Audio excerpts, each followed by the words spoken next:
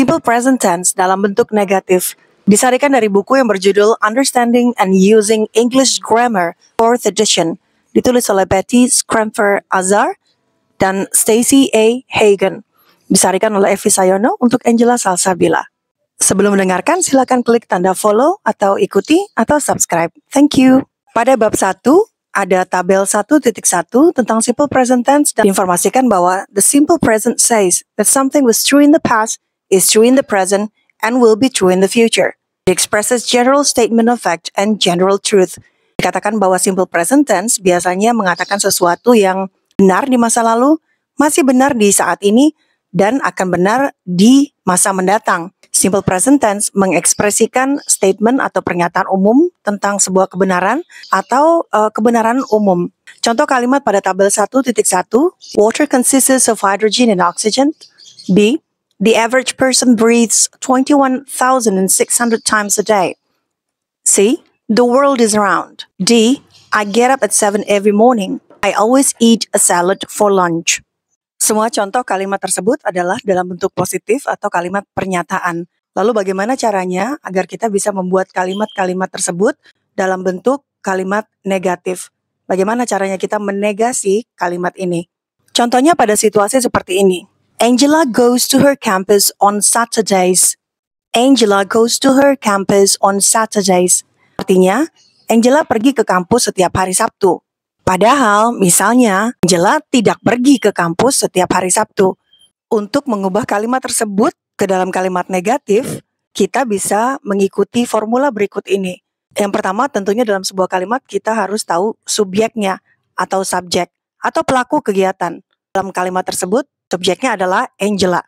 Lalu kita akan masukkan auxiliary dalam bentuk present atau kata kerja bantu. Auxiliary dalam bentuk present tense ini biasanya ada dua, do, ejaannya D-O, dan does, ejaannya D-O-A-S. Auxiliary-nya do atau does. Lalu kita tambahkan kata negasi, not, N-O-T. Selanjutnya kita akan tambahkan verb atau kata kerja bentuk pertama dalam bentuk present tanpa tambahan sufiks atau akhiran apapun. Langkah berikutnya kita akan bersama-sama mengidentifikasi bagian-bagian dari kalimat ini. Kalimatnya adalah Angela goes to her campus on Saturdays. Angela goes to her campus on Saturdays. Biasanya hal yang pertama akan saya lakukan adalah mencari kata yang menunjukkan waktu. Pada kalimat Angela goes to her campus on Saturdays, penunjuk waktunya adalah Saturdays, rutin setiap hari Sabtu. Ini artinya ini adalah sebuah kegiatan yang menjadi kebiasaan. Jika ini adalah sebuah kebiasaan, maka kita bisa yakin bahwa kalimat ini berada dalam bentuk simple present tense. Kemudian saya akan mencari tahu apa subjek dari kalimat ini. Di sini subjeknya adalah Angela. Dari sini kita tahu bahwa subjeknya, Angela, itu jumlahnya hanya satu orang. Lalu kenapa kita perlu mengetahui jumlah dari subjek? Ini agar kita mudah menentukan auxiliary mana yang akan kita gunakan, do atau does. Jika subjeknya hanya satu, maka auxiliary yang akan kita gunakan dalam bentuk simple present tense adalah does. D-O-A-S, does. Kemudian saya akan mengamati kata kerjanya. Dalam kalimat tadi kata kerjanya adalah goes. G-O-A-S, goes. Biasanya kalau dalam kalimat simple present tense, akhiran itu ada es atau s. Di sini kita bisa lihat kata kerjanya adalah goes, G-O-E-S. Maka kita bisa yakin bahwa goes, G-O-E-S, es-nya itu adalah suffix atau akhiran. Maka bentuk awal atau bentuk pertama dari kata kerja ini hanya go, G-O, go. Dari proses analisis sederhana yang sudah kita lakukan, sekarang kita sudah tahu dua fakta, yaitu auxiliary yang digunakan adalah does, D-O-E-S, does.